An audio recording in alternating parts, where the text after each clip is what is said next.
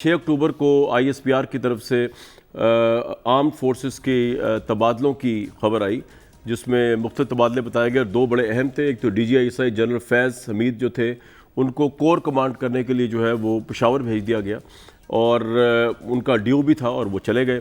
और इसके बाद जो है वो जो कराची में कोर कमांडर हैं जनरल नदीम अंजुम जो है, उनको जो है एस DGISI अपॉइंट किया गया। उसके बाद से लेके अब तक एक अजीब टेंशन का समा था, क्योंकि प्राइम मिनिस्टर ने समरी पर साइन नहीं किया था। मैं ये नहीं कह रहा इनकार कर दिया था, ये बात भी हो सकती है वैसे तो, लेकिन मैं चले न्यूट्रल वे में कहता हूँ इनका नहीं किया था। कल आर्मी चीफ और इमरान खान साहब की बड़ी तवील मुलाकात हुई। कुछ मेरे पास भी इस बारे में इंसाइट्स हैं, मैं आपके साथ शेयर करूँगा। ऑब्वियसली ज़राए की खबर है जो कि फ़ौजी ज़राए नहीं है, ये कुछ और ही ज़राए हैं, लेकिन जो आपसे शेयर करूंगा वो बड़ी जिम्मेदारी के साथ करूंगा। पहले फवाद चौधरी साहब ने क्या कहा इस सारे मामले, पहली दफ़ा गवर्नमेंट बोली, प्राइम मिनिस्टर ने कैबिनेट में आज पहली दफ़ा एतमाद में लिया कैबिनेट को। फवाद चौधरी साहब ने क्या फरमाया इस बारे में, पहले वो सुन लीजिए, फिर मैं आपको असल कहानी भी अंदर की सुना देता हूँ। रात को वज़ीर आज़म साहब की और chief of army staff general Qamar Bajwa की बहुत तवील नशिस्त हुई। जनरल बाजवा और प्राइम मिनिस्टर साहब के आपस में बहुत ही करीबी और बहुत ही खुशगवार ताल्लुकात हैं। कभी भी प्राइम मिनिस्टर ऑफिस कुछ ऐसा हरगिज कदम नहीं उठाएगा जिससे पाकिस्तान की फौज या पाकिस्तान के जो सिपा सालार हैं उनकी इज्जत में कमी हो। पाकिस्तान की फौज और पाकिस्तान के सिपा सालार कोई ऐसा कदम नहीं उठाएंगे जिससे पाकिस्तान के वज़ीर आज़म या पाकिस्तान के सिविल सेटअप की इज्जत में कमी हो। नए DGISI की तकर्री के लिए जो कानूनी तरीका है वो इख्तियार किया जाएगा, उसके ऊपर भी दोनों का इत्तफाक राय है। उसमें जो अथॉरिटी है वो वज़ीर आज़म की है और उसका जो तकर्रुर है वो हमेशा एक हमारे दरमियान जो भी अपॉइंटमेंट्स हुई हैं उनका एक बहुत समझिए कि वसीउल बुनियाद मुशावरत के ऊपर मबनी होते हैं और एक तमाम कानूनी तौर के ऊपर जो उसकी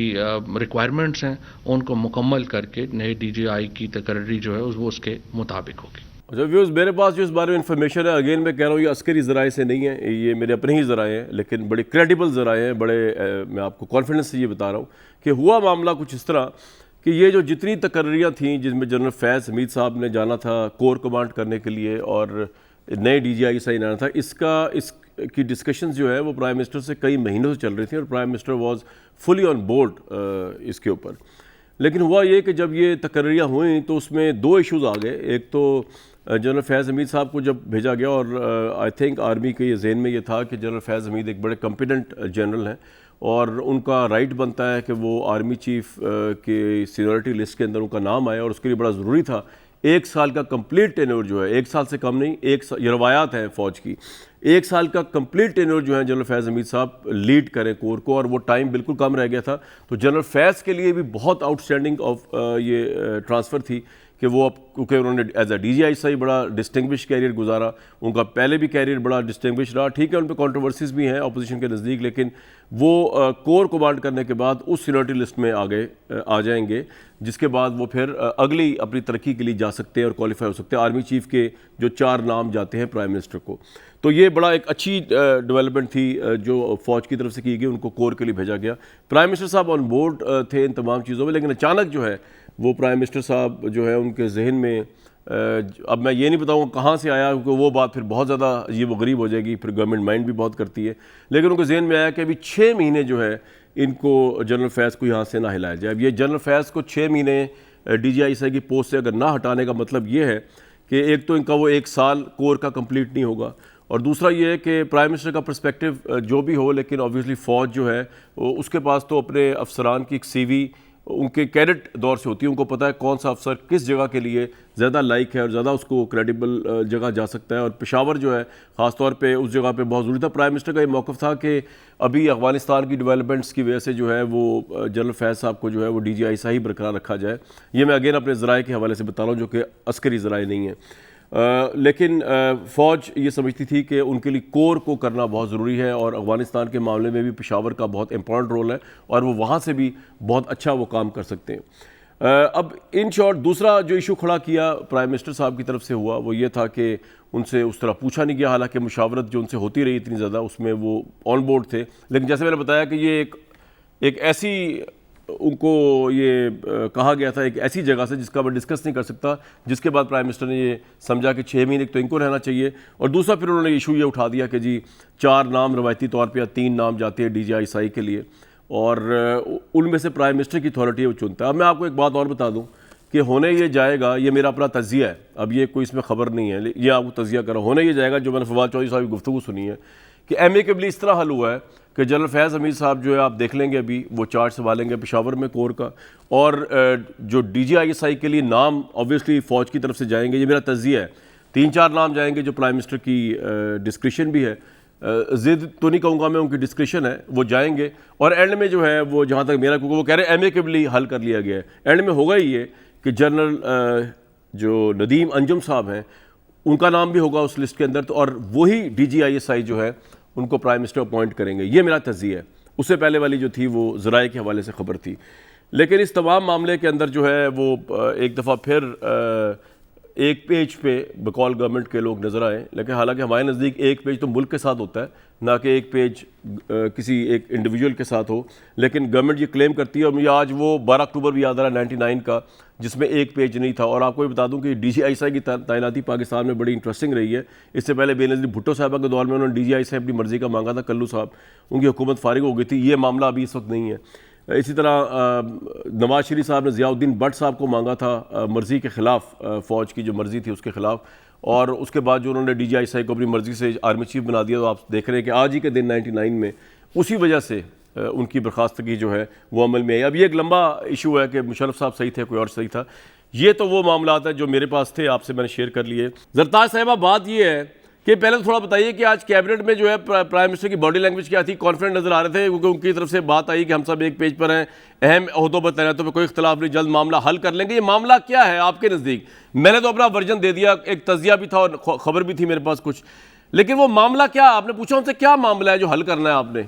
हमारी फ़ौज है, हमारे आर्म्ड फोर्सेस के जितने भी इदारे और हमारी जो इंटेलिजेंस एजेंसी है, चाहे वो ISI हो, IB हो, प्रोफेशनलिज्म में जो उनका मकाम है, जो उनकी इज़्ज़त है, हमारी नज़र में, आपकी नज़र में और दुनिया की नज़रों में, वो सारी दुनिया जानती है कि पाकिस्तान के दिफा को नाकाबिल तस्खीर बनाने में और मौजूदा जो स्ट्रेटिजिक पाकिस्तान की सिचुएशन है कि हम अपने जिसको क्या कहते हैं कि शरपसंद किस्म के जो हमारा एक हमसाया मुल्क है, इसके बावजूद पाकिस्तान को अंदरूनी बैरूनी मुदाखलत से और इसकी स्टेबिलिटी सॉवरेनिटी कायम करना इन इदारों का बहुत हाथ है, तो हम इसकी बहुत इज्जत करते हैं। ठीक है। मैं समझती हूँ कि इनके इदारों की पोस्टिंग, ट्रांसफ़र, इनको कहीं पर DGI को लगाना, कहीं पर कोर को लगाना, पेशावर पोस्टिंग करना, कहीं पर भी पोस्टिंग करना, ये हाई प्रोफेशनलिज्म, इनके अपने सीनियरिटी, इनके अपनी अथॉरिटी और वो अपना जो एक इनका एक कैडर होता है उसके लिहाज से हमेशा पाकिस्तान के आईन के मुताबिक प्राइम मिनिस्टर जो होता है उसके मशावरत के साथ इसके ऊपर साइन होते हैं,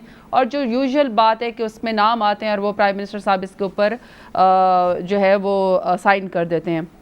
सही। मुझे नहीं समझ आती है कि कुछ लोगों को या कुछ नाम नहाद लोगों को अपनी फ्रस्ट्रेशन की वजह से, अपनी ज़ाती मफाद की वजह से उनको कोई गुस्सा है या उनको पता नहीं क्या उनके केसेस हल नहीं होते। वो एक सेक्ट ऑफ सोसाइटी में से कुछ चंद लोग हैं जो कोशिश करते हैं कि नॉर्मल पोस्टिंग ट्रांसफ़र को भी, जबकि अभी आपने ख़ुद अपने तज्ज़िये में कहा कि जो हालात हैं जिसमें अफ़गानिस्तान का एवैक्यूएशन, जिसमें नेटो फोर्सेस यहाँ से गई हैं, उस हालात के मुताबिक अगर आर्मी चीफ़ और प्राइम मिनिस्टर इमरान खान अगर बैठक करते हैं, बात करते हैं, मशावरत करते हैं कि जो आजकल के जो हालात हैं हमारे, उसके तनाजुर में किस तरीके से साहब एक बात बताइए कि जो हमारी इत्तलात है उसके मुताबिक प्राइम मिनिस्टर को इन तमाम चेंजेस का काफ़ी महीनों से पता था।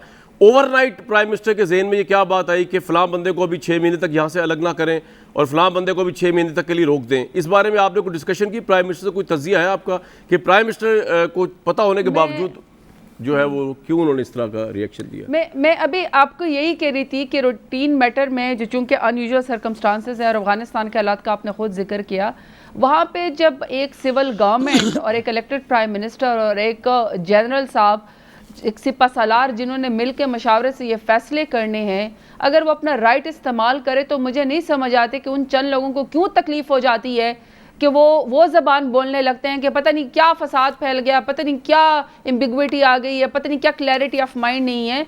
कुछ लोगों को बिल्कुल सुकून से बैठ जाना चाहिए। उनकी ख्वाहिशात, पर्सनल मफादात और उनके ग्रजेस जो वो किसी और को खुश करने के लिए करते कभी भी पूरे नहीं होंगे। और मैं समझती हूँ कि इतना प्रोफेशनल इदारा है, वहां पे इस तरह के हालात बात नहीं करने चाहिए। अब जहां तक आपने इसकी बात की है कि आपका तज्जिया है, आपने कोई बातें की हैं, देखिए मैंने आपका पूरा इंटरेस्ट सुना है, मुझे आपके इंट्रो में कोई ऐसा कोई नेगेटिव या कोई अजीब बात तो नहीं लगी है। अलबत्ता अगर आप मुझसे बॉडी लैंग्वेज पूछना चाहते हैं, मैं आज काबीना में मैं भी आज बैठी हुई थी।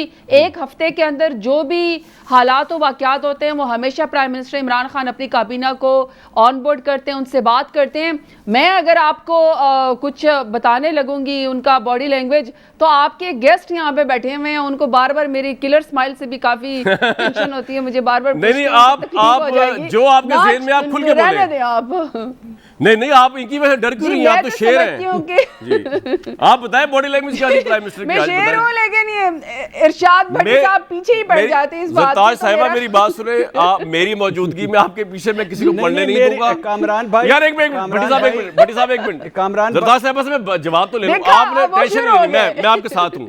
जब मैं आपके साथ हूं आपको टेंशन लेनी है। बताएं बॉडी लैंग्वेज कैसी थी प्राइम मिनिस्टर की आज, खुल के बताएं, ये तो फिर बाजार जी। नहीं आपको पता ही है कि कमाल इंसान है, कमाल का कॉन्फिडेंस है, इलेक्टेड प्राइम मिनिस्टर हैं, और ये पहली दफ़ा पाकिस्तान की तारीख में हुआ है कि आपके जो आर्म्ड फोर्सेस हैं GHQ और जो आपका इलेक्टेड ऑफिस है, जो सबसे बड़ा ऑफिस है प्राइम मिनिस्टर ऑफिस, वो अपनी जो एक कॉम्बिनेशन है, जो उनका मजाज है, नहीं मैं ये कह रहा था कि बस मैं ब्रेक में जा रहा हूँ, अब मेरी बात सुन ले। प्राइम मिनिस्टर की बॉडी लैंग्वेज कॉन्फिडेंट थी, मुस्कुरा रहे थे, तसल्ली में थे। बात तो सुन ले, करिस्मेटिक लीडर है, मेरी बात तो सुन ले। भट्टी साहब वो करिस्मेटिक लीडर है, सुन ले। मेरी बात तो सुन जी भट्टी साहब जल्दी बताएं, इतनी अच्छी गुफ्तगू चल रही थी मेरी उनकी, आप माजरत चाहता हूं। पहली बात तो ये है कि गो के जवेद लतीफ साहब का इंतखाबी निशान शेर है, लेकिन मेरी शेर जरताज गुल है। पहली बात ये हो गया। मैं कह चुका हूं, मुझे कॉपी ना किया, अगर आगे चले जी। मैं आपको हमेशा से करता हूं कॉपी।